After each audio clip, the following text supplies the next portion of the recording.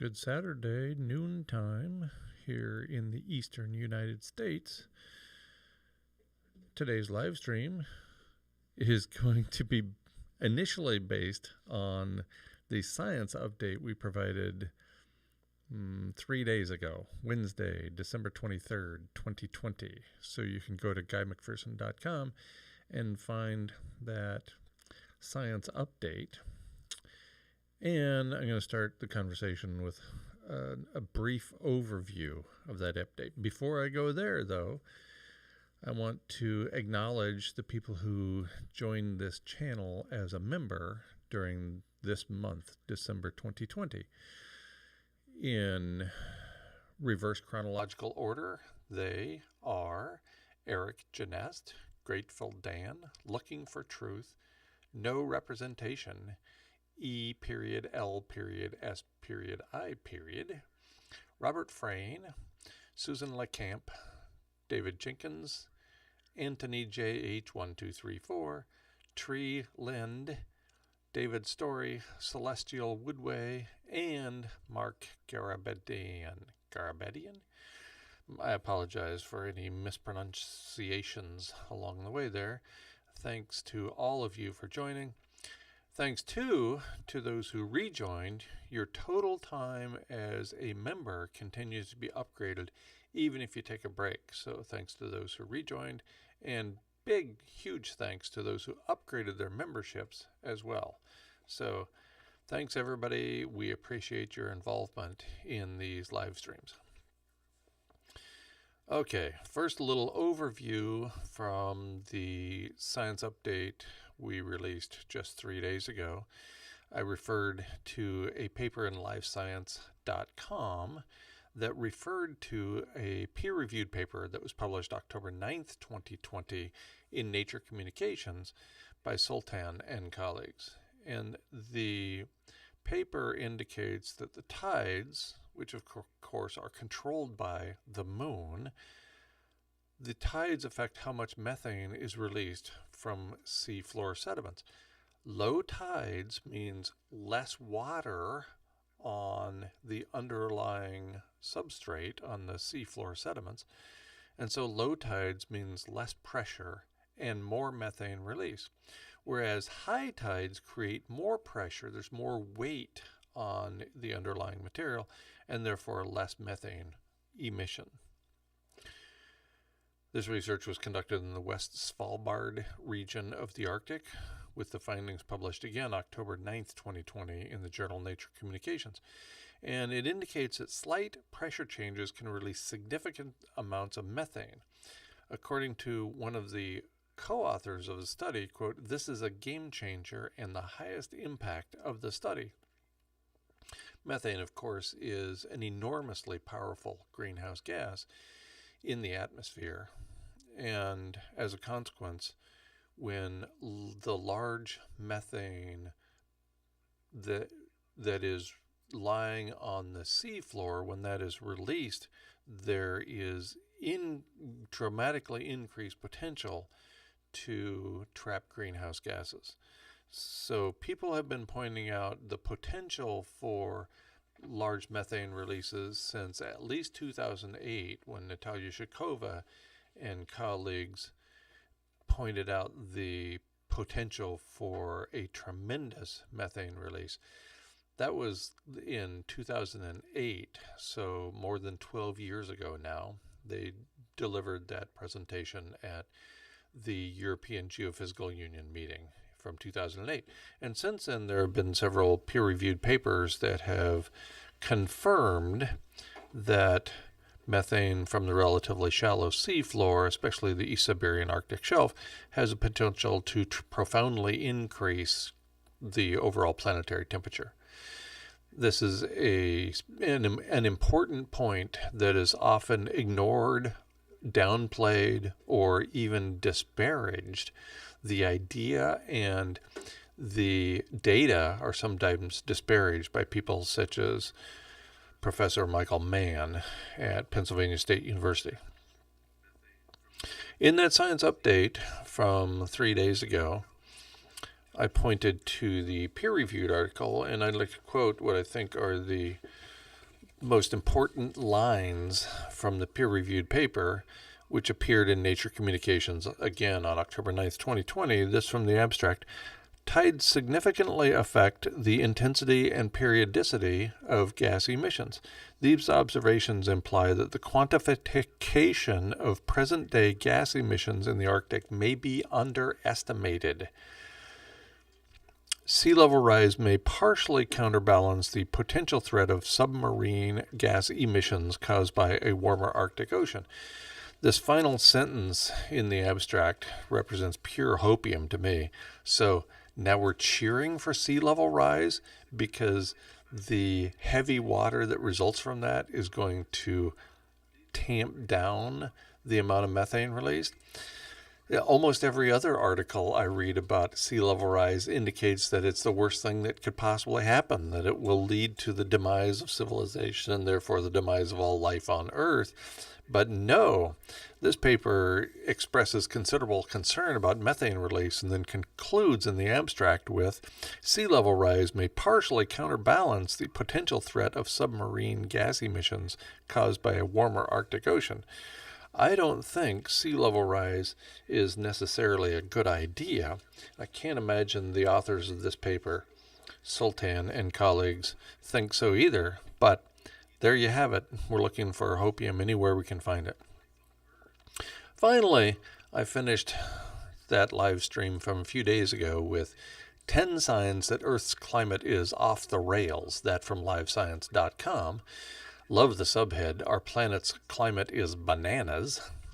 And the 10 signs that Earth's climate is off the rails are polar bear invasion, record-breaking carbon dioxide levels, Arctic permafrost rapidly disappearing, and I should point out that that third item, the Arctic permafrost rapidly disappearing, means that there is enormous release of methane and carbon dioxide from the Arctic permafrost as it permamelts. Item 4, Alaska got hotter than New York City this summer. Arctic fires were visible from space. More than 200 reindeer died from starvation. July was the hottest month ever recorded. More than half of the Greenland ice sheet melted. Item 9, September temperatures also set a record. And Item 10, flesh-eating bacteria are spreading. The worst part about this series of signs, 10 signs, is that the paper was released more than a year ago, December 23rd, 2019. So, terrible news after terrible news. And that's where we are today, is filled with terrible news. All right. So please submit questions and comments.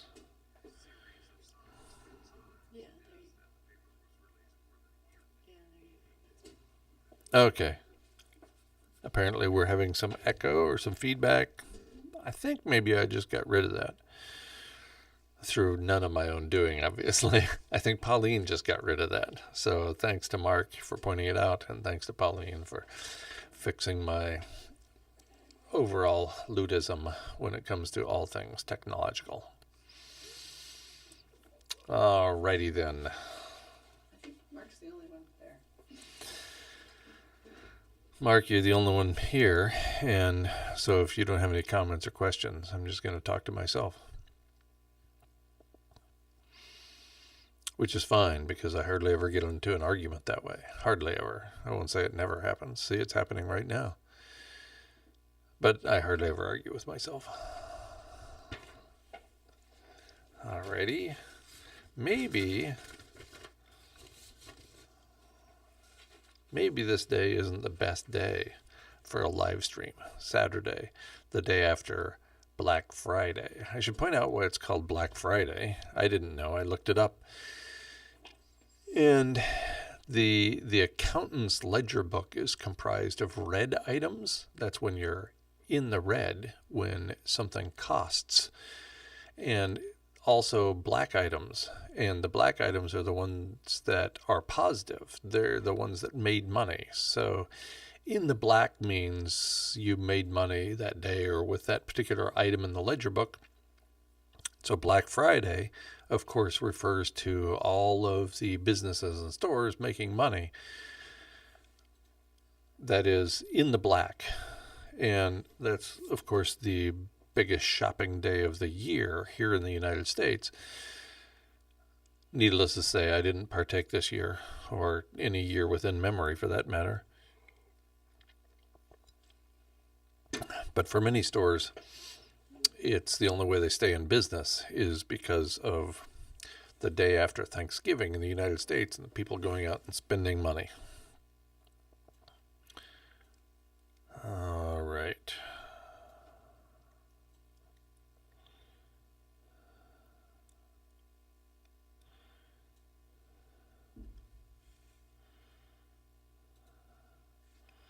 Hello, everybody, for joining the conversation. Now, throw a question at me, any question or a comment, or 3 things you don't like about me this week.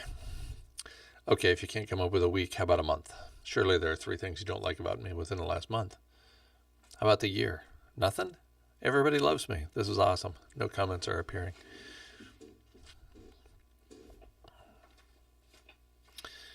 Okay. If you don't talk, I'm going to pimp my forthcoming book.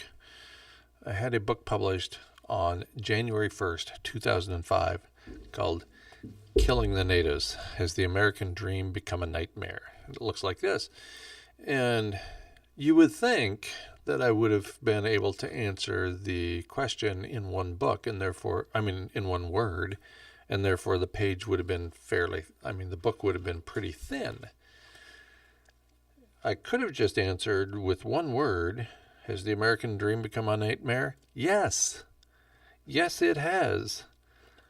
And instead it took me 200 and some pages, 205 pages to point out that the American dream has become a nightmare.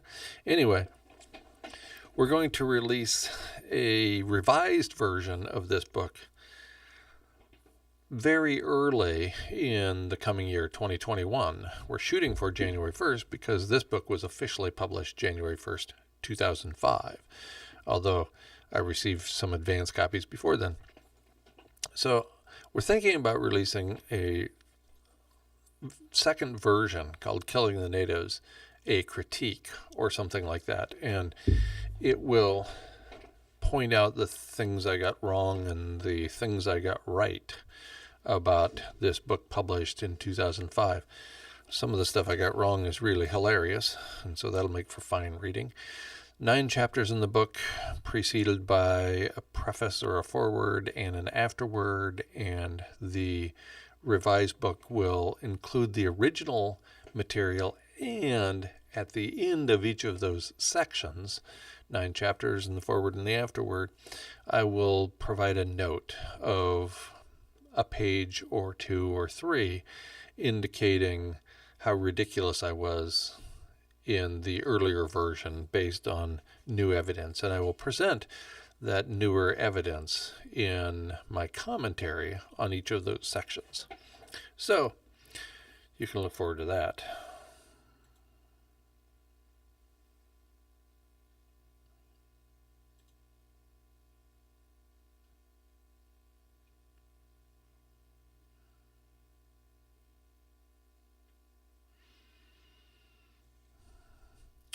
And yes, Joey, air pressure / atmospheric pressure causes loss of air travel. And most notably, let's see, I can't remember the year the temperature in Phoenix, Arizona first broke 120 degrees Fahrenheit, but because surface temperatures had never been recorded that high in the United States before, they shut down air travel in and out of Phoenix because they didn't know if the subsequent air pressure resulting from that high temperature would be too light to support air travel. So they shut it down for a while. Now, of course, we know better, and 120 degrees is a very frequent occurrence in Phoenix, Arizona, and other places now. but it did cause loss of air travel, at least for a short time. Could it again? Of course, absolutely, because the temperature is not going down at any of those places locally. How do you think the SSW will affect us this time? SSW.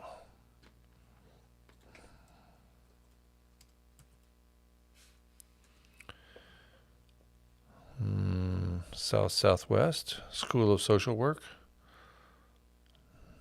Sick Sad World.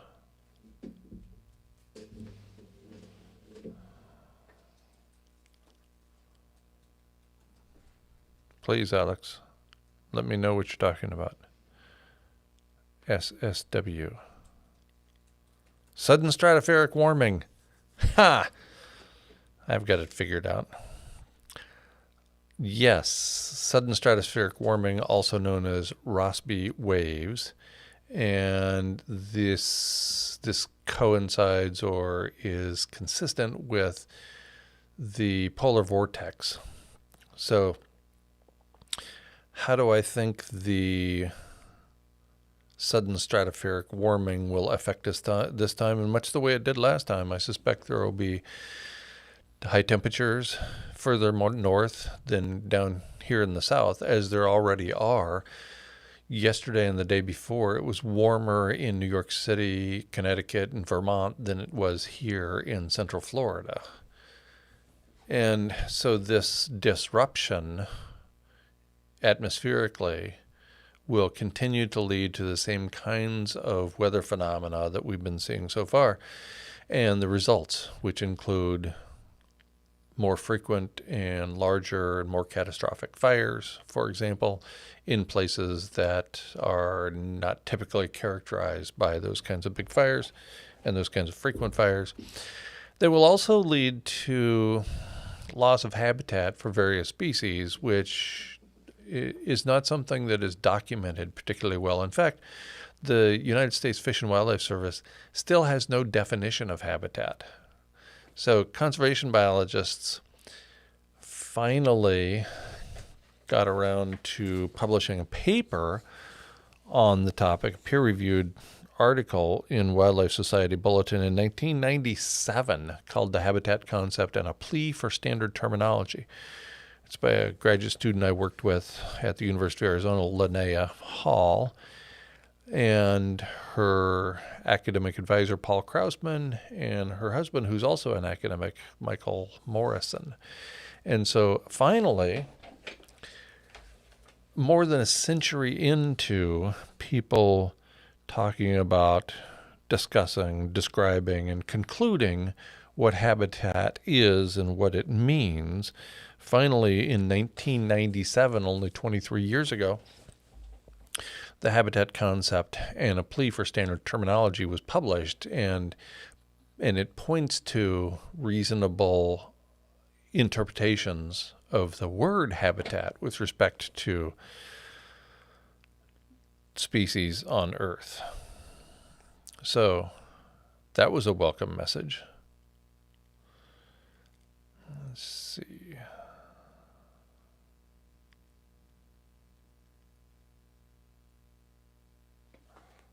Grateful Dan asks, what do you think about the news articles recently released about planets with methane in its atmosphere, in their atmosphere, most likely had biological activity? Yes, absolutely. It's hard to disagree with that, because most methane results from time and pressure on carbon-based life forms. So I think it's reasonable to conclude that planets that have overheated as a result of methane, among other factors, likely had life on them before.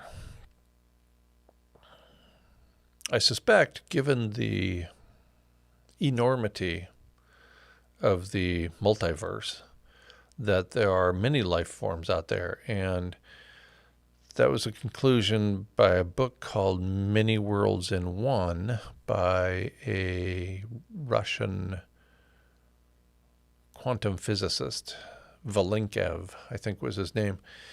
And this book came out, 15 or 20 years ago. And he concluded in that book that, and using evidence to point in this direction, that there are likely an infinite number of Guy McPhersons having this conversation into an infinite number of lenses and an infinite number of Grateful Dans and Alex Roebucks and Mark Costins and Don Petersons and so on, listening in and participating in this conversation. There's probably an infinite number of these occasions throughout the multiverse. And as a consequence, in an infinite number of them, the situation ends badly. Both the live stream and habitat for humans on that particular planet. In an infinite number of cases, though, the climate is not off the rails. There are not 10 signs that Earth's climate is off the rails. Our planet, those planets' climates have not gone bananas. And there is habitat for humans and non-human organisms for a much longer period of time than there is here. So I think that's an interesting perspective and points to a much larger number of life forms, even intelligent life forms, than most people have considered in the recent past. So I think it's perfectly plausible that there have been many planets, in fact, probably an infinite number of planets that had life forms on them and then hyperheated due to the methane that resulted. Let's see. No representation, says Guy. What would you tell a classroom of kids about climate change? Say kindergarten, 5th, 8th, and 12th graders. Pool bell. There is no multiverse. Really? Let me just slam my head against the microphone. You always say that. Of course there's a multiverse. To claim there's not a multiverse is you might as well say that there's no life on Earth. Oh, but wait, there is. Of course there's a multiverse. There are universes that have arisen and gone away almost immediately, much more rapidly than the disappearance, than the existence can be measured. There are universes that, like ours, that persist for a relatively long period of time, billions of years in our case. There are universes that persist for much longer. So, and there's lots and lots of evidence. You don't have to look very far to find evidence of all this going on.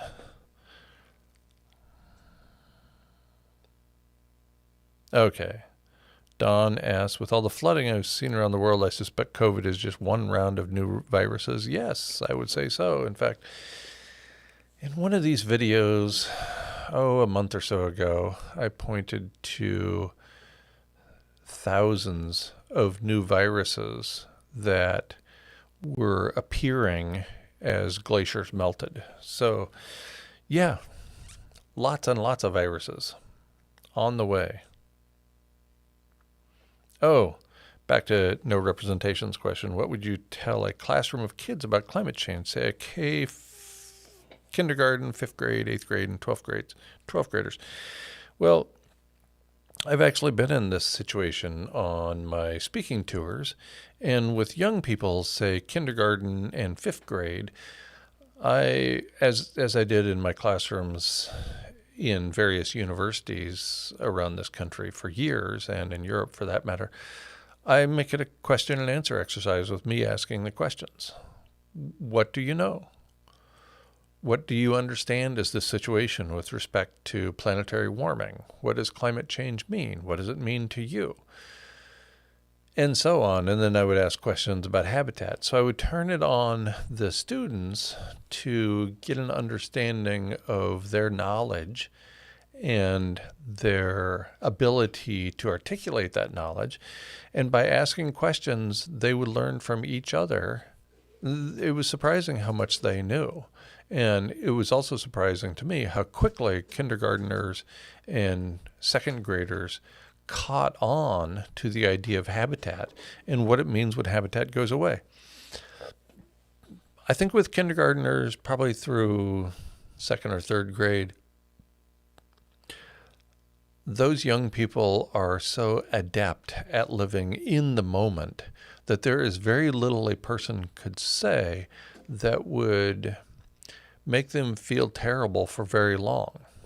I was once hosted on tour by a couple who had a, 5 or 6 year old child, and her mother told her what was going on when I was sitting there, told her what was going on with the planet, and the child cried for a minute and then jumped up and started playing again, running around the house, acting like a conventional 5 or 6 year old. So I think young people are so adept at living in the moment that you couldn't tell them much of anything that would ruin their day for very long, or even ruin the moment for very long. So I would, as I've done for many years, I would turn the questions to them. I would ask the students the questions and work our way through based on their knowledge and their understanding with respect to things like habitat and alterations in habitat and what that means for individual species, including our species. I think you'd be surprised at how well those conversations can go.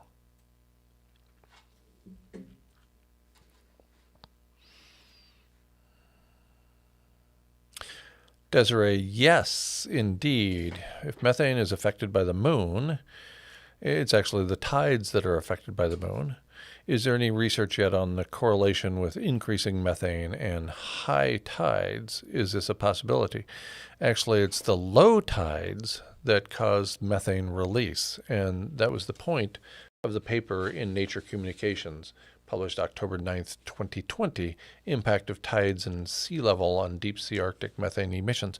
So if you look back just 3 days to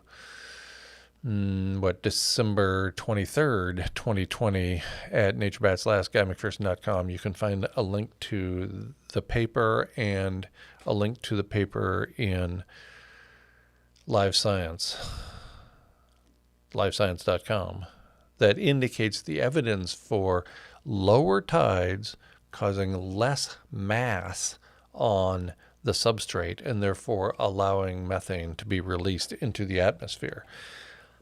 Higher tides, water is very heavy, so the more water you stack on the continental shelf, the less likely the methane is of releasing into the atmosphere. So the tide is created by the moon. In fact, there wouldn't be life on Earth, or at least not complex life on Earth, without those tides. Those tides allowed for the evolution of complex life forms. And as a result, those changes in water pressure allow for the existence of life. And at low tide, because of the reduced mass, they allow for increased methane release. And that was the point of the paper published in Nature Communications, October 9th, 2020. And yes, Poole, there is considerable evidence of a multiverse. If you just read a little bit, you can probably even find this stuff on the internet, although I hate to point there in most cases because you can find anything on the internet. But read a book. Read Many Worlds in One by Valenkev. If you aren't convinced at that, then I suspect you're not capable of being convinced by any evidence at all.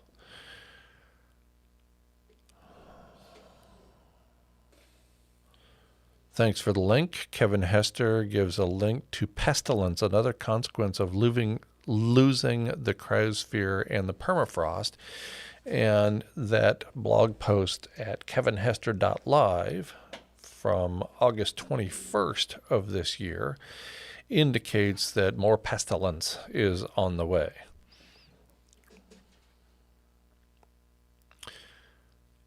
Would I bring up extinction in the very near term with students at various ages from kindergarten through 12th grade? Yes, if the conversation pointed that way. I would not bring it. I don't walk into a classroom of 6-year-olds and say, you're all going to die. You're all going to die very quickly. You're all going to die next Tuesday or whatever. I wouldn't say anything like that. There has to be some context provided. Context like, for example, all species go extinct. All individuals die. These are easy concepts for even young people to understand.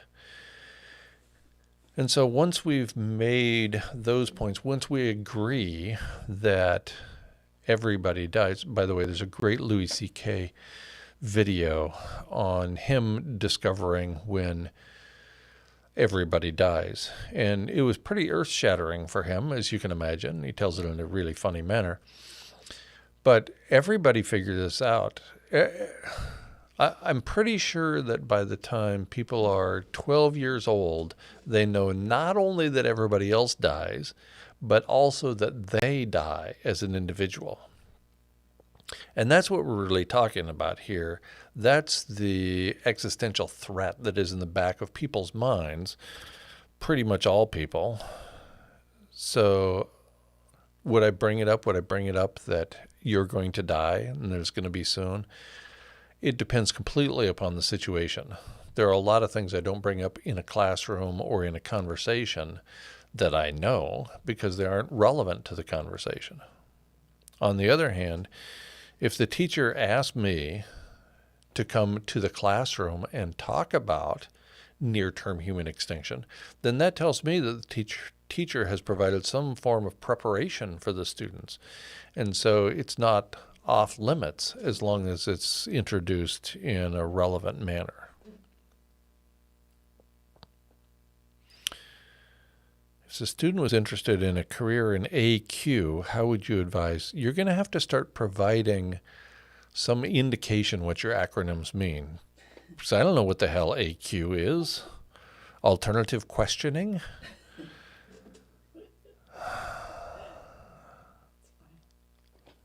Oh, AQ means agriculture? If the student was interested in a career in agriculture, how would you advise? I encourage people to do what they love and to be really good at it. I encourage the pursuit of excellence in whatever you do. If, I don't know your expiration date. I don't know my expiration date. I think it would be awesome if everybody had their expiration date on their forehead and they could not see it. And then everybody they met would know when they were going to die. And that'd be really convenient because you would know how much time you had to invest in a relationship with this person. If they're going to die in 20 minutes, you might want to be a little bit further away from them than just shaking their hand because your expiration date might be the same as theirs. I encourage people to do what they love. If somebody's interested in a career of agriculture, why would I discourage people from doing that? I was actually employed in a College of Agriculture and Life Sciences for my entire academic career. Two colleges of agriculture and life sciences, one at Texas A&M University, one at the University of Arizona. When I was in sabbatical leaves or leaves of absence, I was not in a College of Agriculture. But if somebody wants to learn how to grow food at a relatively large scale, fine, great, whatever. I'm not here and I'm not in any classroom to try to discourage anybody from doing anything except pursuing what they love and doing it well. That's what I did in classrooms for all those years.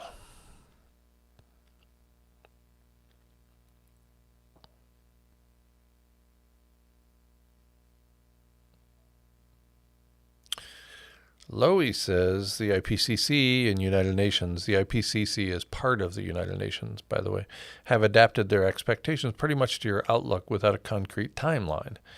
How and how fast will the announced hunger pandemic make to projected 300 deaths per day? I don't know. Paul Ehrlich, in his book The Population Bomb, published in 1968, co-written with his wife Anne, but she didn't get credit for it because the publisher thought that women couldn't possibly know anything about reproduction of humans. thought that it was going to happen in the 1970s, 1980s. And then in the early 1970s, we had the second agricultural revolution on this planet and staved off a profound die-off of humans as a result. When are we going to get 300,000 deaths a day? Not today. And nobody watching will be involved, at least not today. Probably not this week. So we don't know when these things are coming. But of course we know that we have overshot the potential for even a few million people to be sustained on Earth. We have badly entered human population overshoot, and we've known this for a very long time. So at what point does the die-off begin at the planetary scale so that it affects privileged people in the global north as well as not so privileged people in the global south? Not long from now, that's all I'm willing to say.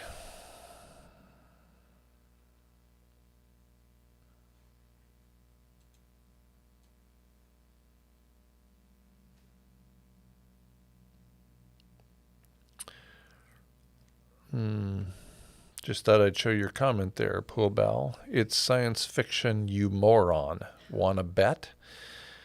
Really, just read a book. Start with the one I suggested. We don't have to go to name calling here. And I'm a lot more informed about this topic than you are, obviously, unless you can point to some evidence indicating that there is no life beyond Earth and that there is a personal God who is watching over us and making sure that we're happy. I'm not going to buy any of it. So evidence, please. This is an evidentiary zone. This is not an evidence-free zone where you can spout any crap you want. So want to bet? I don't even know what that means. I bet you won't read a book. How about that for a bet? What about dark matter? People thought that was science fiction too for a while. Right. So Pauline points out that people thought dark matter was fiction for a while. And now we know better.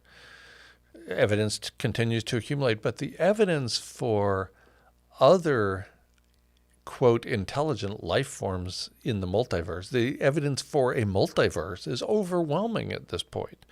To claim that it's not is to revert to the kind of thinking that people had when all they knew was their watershed, and they never traveled beyond that watershed because it was too terrifying. We know a lot more than we did then.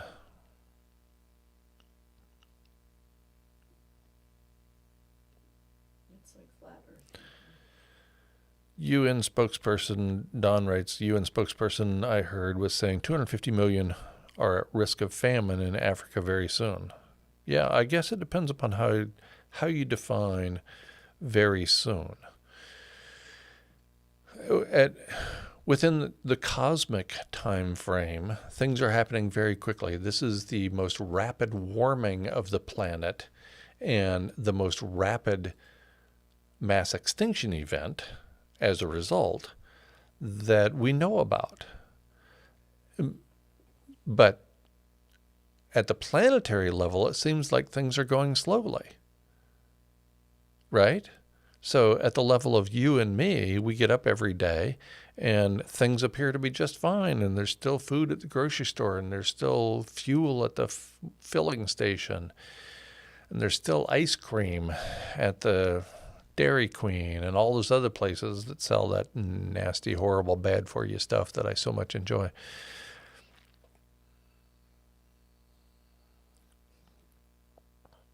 But when, that's a tough trick to pull off. Think about, did anyone else die when, as a kid, we realized we all die? I certainly did. Cry. Did anyone else cry? What did I say? You said, did anyone else die? Did anyone else die when they realized as a kid we were going to die? Yeah, I cried. I used to, almost every summer night when I was, 9, 10, 11, 12 years old, I would go out and lie down in the grass in Weippe, Idaho, and look up at the sky at all of the stars, which you could see back then because almost no people lived in Weippe, Idaho. So there wasn't much light pollution. And I would cry, not necessarily because I realized I was going to die, but because I realized how insignificant I was. In the grand scheme of things, in the cosmos, I realized that I was nothing. I was not just a speck on a speck on a speck. I was just nothing in the grand scheme of things. And that was really devastating to me as a child, to realize that I just didn't matter. So I don't think it had to do... I cried later when I realized that I was going to die. I think I was 11 when my grandmother died, my paternal grandmother. And I barely knew her. I've told this story a couple of times before. I barely knew her, and yet I cried for days. And it took me years to figure out that I wasn't crying for her because I barely knew this woman. But instead, that was my moment of realization that I too was going to die. If my paternal grandmother could die, then I could die as well, and I almost certainly would. And so that's when the crying began, at the level of, I'm going to die. John Bowes just sent me $20. Thank you, John Bowes. That's nice. That's very generous of you. Pool Bell, why don't you stick to climate change? I'm here to discuss anything that people want to discuss. If I'm knowledgeable about a topic, as I am about the one you brought up, the multiverse, then I'm going to talk about it. If I'm ignorant about a subject, then I won't talk about it.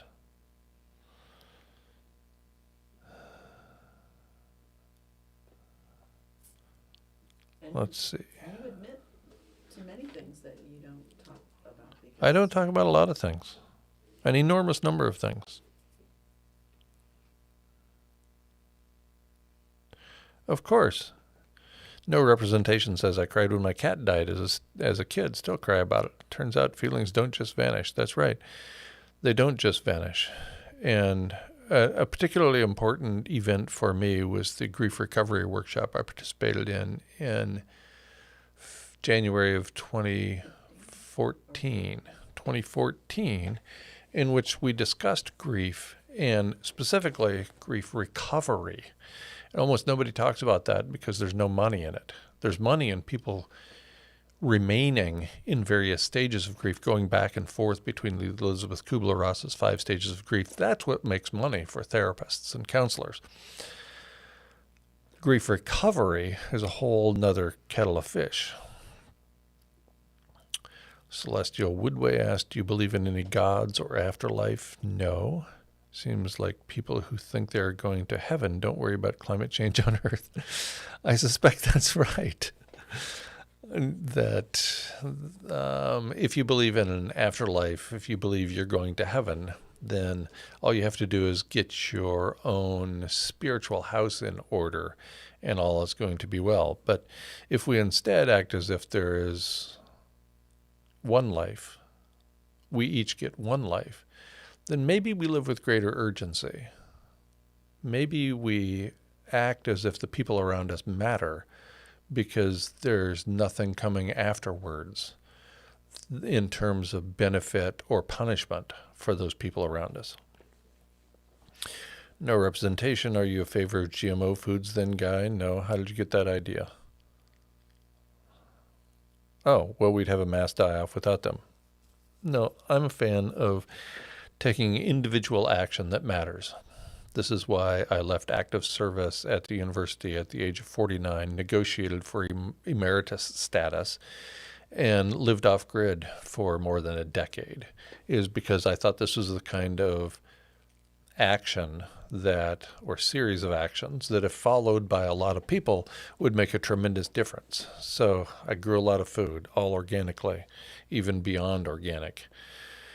And it made no difference. And essentially nobody followed, and had a lot of people followed, we probably would be extinct by now because of the loss of aerosol masking. So it's a conundrum. How do we live? I'm not a fan of GMO foods, genetically modified organisms, in any way, shape, or form, and yet I suspect I eat them. I don't know how you can get along in the world of going to grocery stores and preparing food at a stove where the energy comes from Earth in the form of fossil fuels and not have detrimental impacts. I tried to minimize my impact for a considerable period of time, and gave up a lot to do so.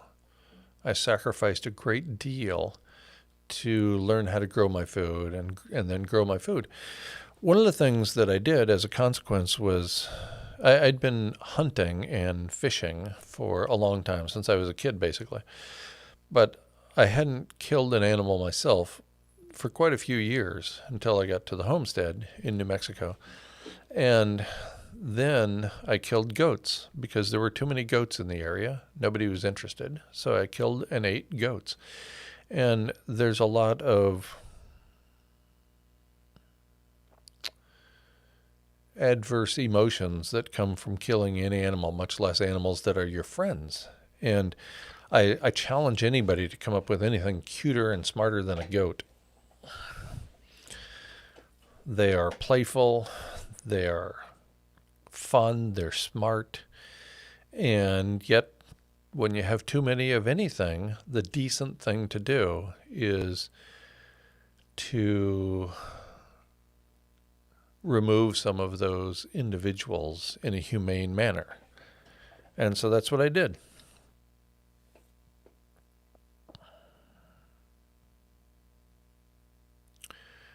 Do you think countries like India, Pakistan, and North Korea with nuclear weapons will use them when the agriculture is destroyed by abrupt climate change? I don't know. I just don't know what the leaders of various countries will do when backed into a corner. Now, there's plenty of evidence for people using horrible tools of war, even when not pushed into a corner. The United States comes immediately to mind. Will people behave badly? Or rather, will people behave worse than they already are in light of loss of food and loss of habitat? Certainly wouldn't surprise me. My question, though, remains the same. What are you going to do? How are you going to act? That's what we have control over, you and me. We have control over ourselves to the extent there's any significant amount of free will. How are you going to act? Are you going to be the biggest jerk on earth when you have to skip a meal or two? When I've been on speaking tours, I have not eaten for more than 30 hours a couple of times. And I was hungry, but I didn't turn into a bigger asshole than I already was. I was pretty much the same asshole I'd always been. You know, we have that within us to behave in a decent manner to other humans and other organisms in general, despite the individual circumstances we face. I think that's even true. So that's what I encourage. Let's see.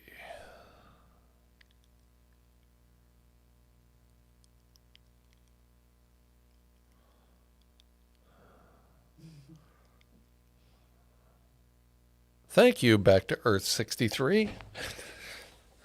New as a member of the channel, as a climate defender. Mark Costins, talk about the Van Gogh Museum. We went a couple of weeks ago, maybe a week ago. I can't even remember. Time flies when you're having fun, and even when you're not. We went to the Dali Museum, Salvador Dali Museum in St. Petersburg, which is about a 2-hour drive from here, hour and a half drive. And they had a wonderful exhibit. I enjoyed it immensely. It was called the Van Gogh Alive Experience. And they projected much of Van Gogh's art onto the walls so that it became enormous. So you're in a room surrounded by Van Gogh paintings that were being projected onto the wall. I loved it. I thought it was fantastic. There was also an exhibit focused on the lives of Frida and Diego. Sorry, I can't remember the last names. And, of course, it was the Dali Museum. I learned how to pronounce Dali. It's not Dali, like I'd said my whole life. It's Dali. And his original paintings were there. They're spectacular. So, altogether, it was a wonderful experience. I really enjoyed the Van Gogh Alive experience. Pauline, not so much, because she wanted to see the texture. She wanted to see the paint on the canvas. And I pointed out that he did more than 2,000 works in the last 10 years of his life. We can't pack them all in there. And also, we can't have each one of those projections showing for a long enough period of time to study each one. But I really enjoyed it. Maybe because I'm a Luddite and unsophisticated when it comes to art, but I thought it was fantastic. I enjoyed it. It had great music. Poolbell, yes, dark matter is still a mystery, but we know it exists. That part is not a mystery. So, Like gravity. evidence from now on, gravity is also a mystery. We don't understand it very well, but we know it exists.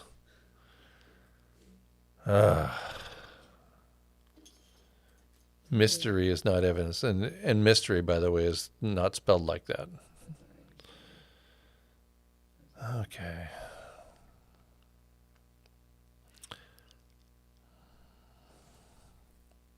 Randy asked, do you believe that the lack of empathy out in the world is a conscious objective? Hence, they knew it was the only way unfettered capitalism could peak the way it has. Well, you certainly could reach that conclusion when you look at the topics that are not taught in the public school system. In fact, the existence, the creation of the public school system around the turn of the previous century, around the 1900s, was a result of needing bodies to run the machines, not to question the machines. And you don't have to do very much research. You don't have to dig very deep to find out that the sociopaths pulling the strings of empire at that time realized that we couldn't have a bunch of smart people on the planet, or we wouldn't have empires on the planet. American empire is a direct result of the purposeful dumbing down of the population. If the sociopaths were not able to dumb down the population at large, then we would not end up with what we have now, which is unfettered capitalism. So, lack of empathy in that manner, I believe, was a conscious objective and remains one. And so, therefore, disaster capitalism results.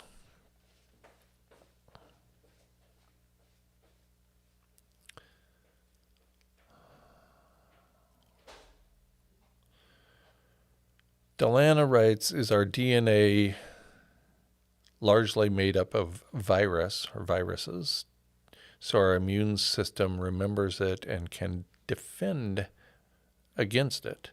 Do you get info from the Genome Project? Dr. Stephen Gundry says immune system lives in our gut. Yes.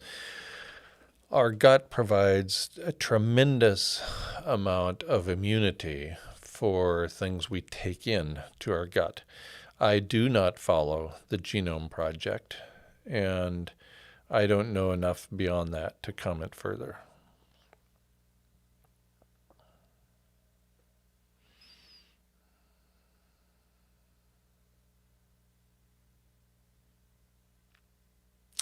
Delana, why is the CDC interested in developing a vaccine?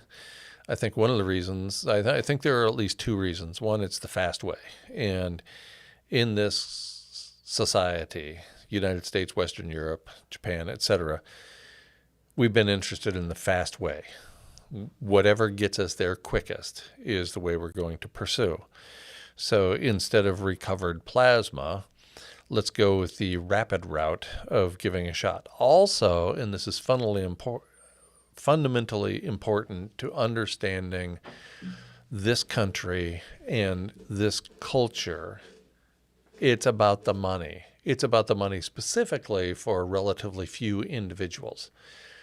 So given a choice between virus gives millions of dollars to a few people, vaccine gives millions of dollars to a few people, and a more deliberate, slower route that does not pump money through the system, 99.9% of the time, the people making the decisions are going to go with the fast route that makes a few people at the head of a few companies a lot of money.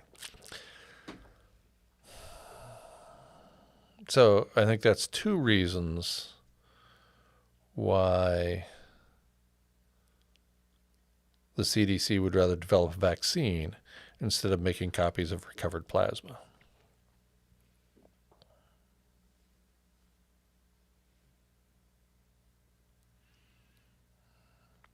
So if we have too many humans, what to do?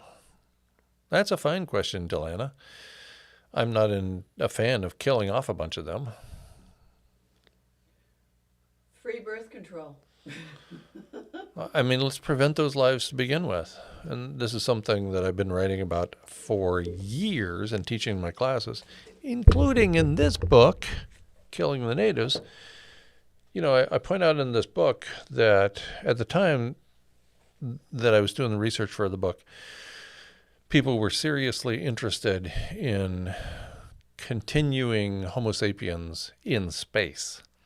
And I pointed out the millions of dollars it would take to get people into space and to take them to places where we don't even know they're capable of supporting life, much less human life.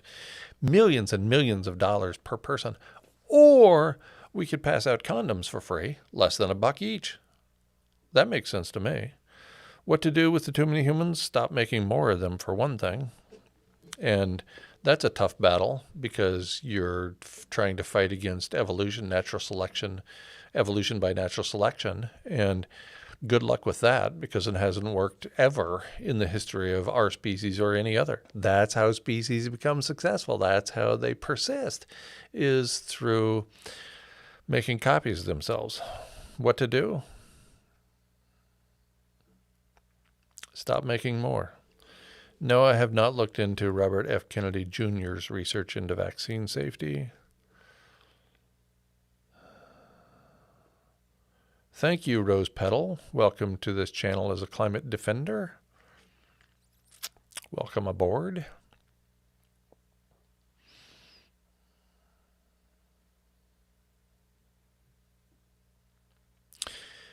Yes, Paul, there's the idea that we are not these bodies, that our bodies are actually comprised of so many different species, mostly little tiny things, tiny individuals of a variety of species. So it's hard to identify us as humans, because there's so many other organisms within us. That doesn't mean that we aren't human. That doesn't mean that we aren't capable of being human and humane. But yes, we are comprised of many different organisms.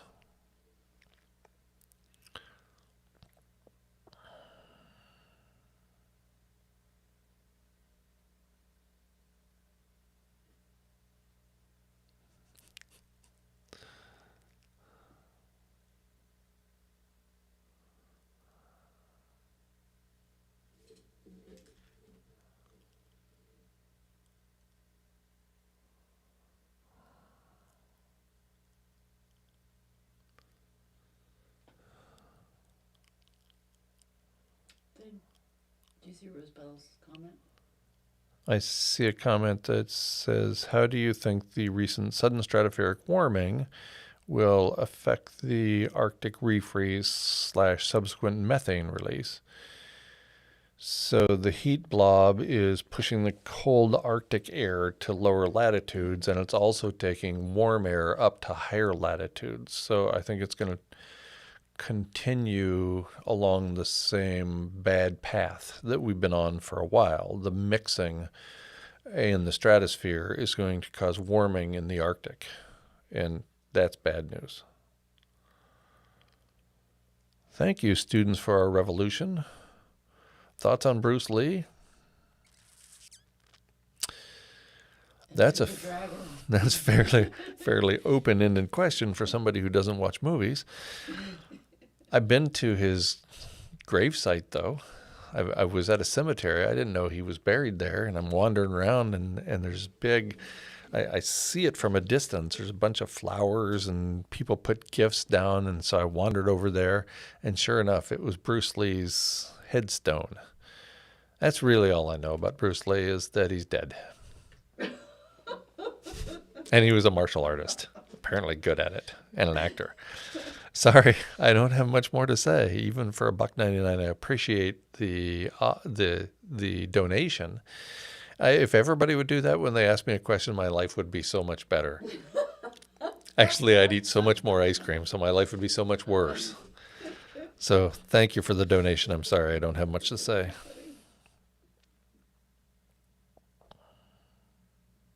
Do you see the comment right before? Thank you, Back to Earth, for the donation, regardless of what it's for. Jacqueline McKenzie says Carl Jung learned that empathy and win-win goals are the basis for cooperative communities. Right. Yes, I saw the Carl Jung underpinnings of a decent society. I just didn't know what to say about it. So I didn't say anything. A decent society is a good idea. Yeah. I think so. That would have been great. And yes, hey Jude, I agree that asking humans to stop making humans is like asking chickens to stop laying eggs. Yeah, it's born and bred into us. It's part of our DNA to make copies of ourselves.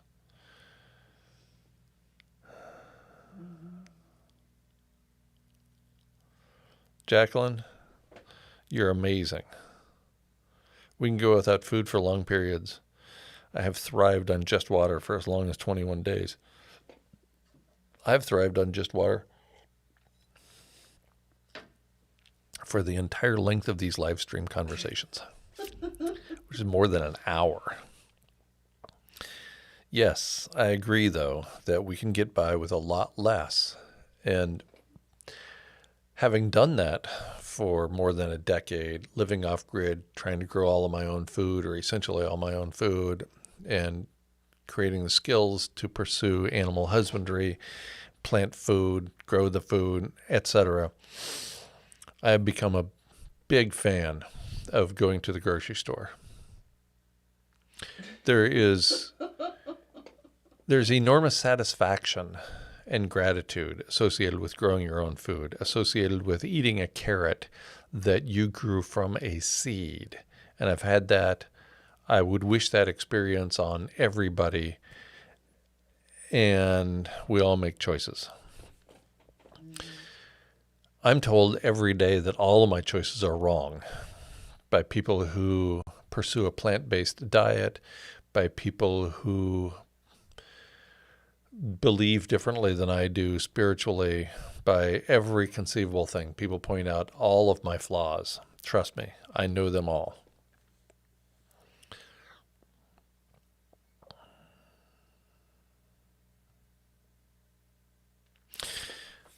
Delana, you don't think there are too many humans yet, but consider this. Biosphere 2 was almost an unmitigated disaster, but it did demonstrate one thing, that even in the presence of infinite fossil fuels, infinite availability to fossil fuels, which is what they had at Biosphere 2, the human carrying capacity of this planet is somewhere between 6 and 8 billion people. We're pushing right up against 8 now, and people are dying all over the world as a result of loss of habitat. So Biosphere 2 demonstrated something very clearly, that we are already in human population overshoot. We are destroying every aspect of the living planet just so we can have some more human babies. It's not a good idea. We are definitely in overshoot. China China's one-child policy was a disaster. They increased their own human population by 30% during the generation or so they pursued that policy, so that worked brilliantly, didn't it? There is, to my knowledge, at this point, there is no humane way to reduce the human population, despite the fact that Garrett Hardin and Paul Ehrlich and other conservation biologists pointed out for many years, 40, 50 years ago, how to do it. We just weren't interested. Evolution by natural selection overwhelmed our rational thought. So we just didn't go there anymore. I like Kevin's idea, Kevin Galt. Thank you for joining as a climate defender, Peter Miller. I appreciate you getting on board.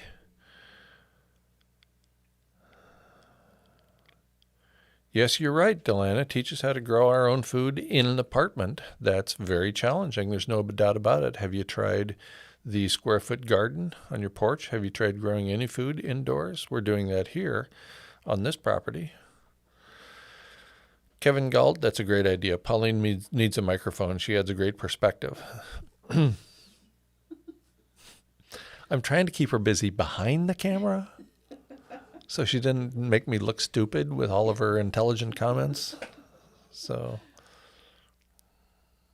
People complain I laugh too much. any news on the Mere Reflection project? Everything I know, I get either individually from Dr. Tao or by going to mirrorreflection.com.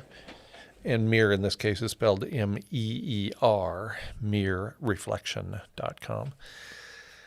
And there's not a lot of movement in a positive direction at this point, I'm sad to say.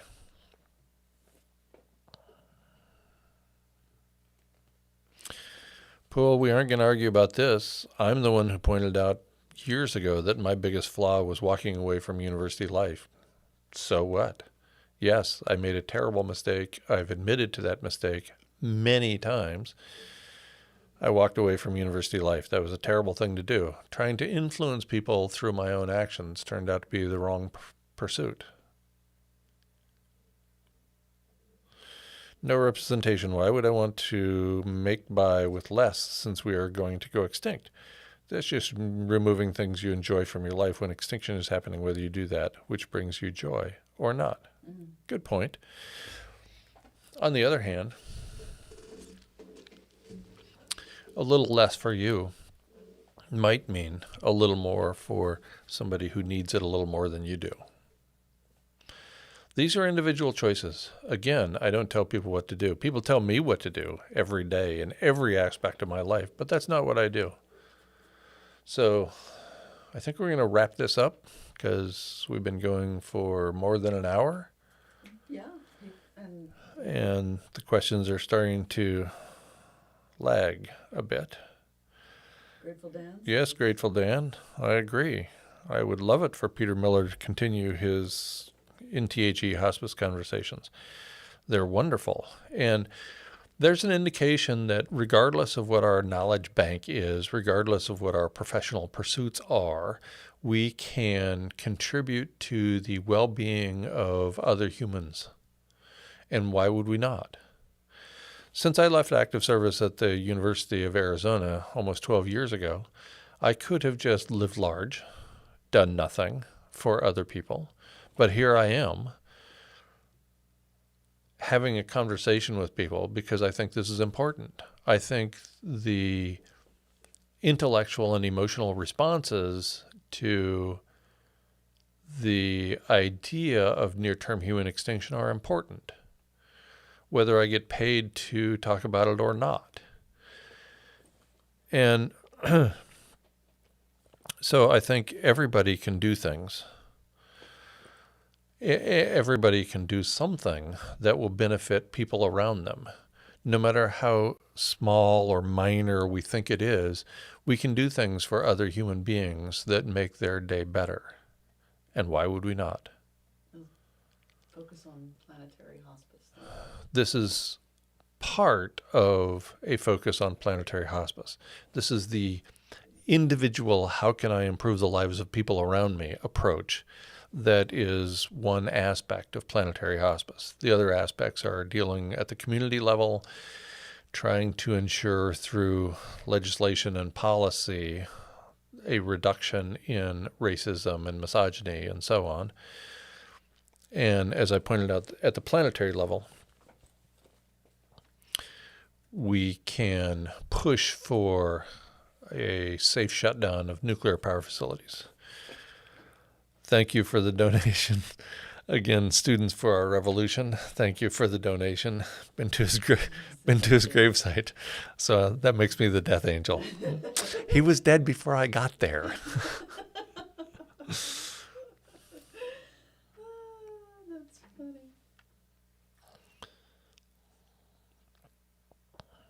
So Yep.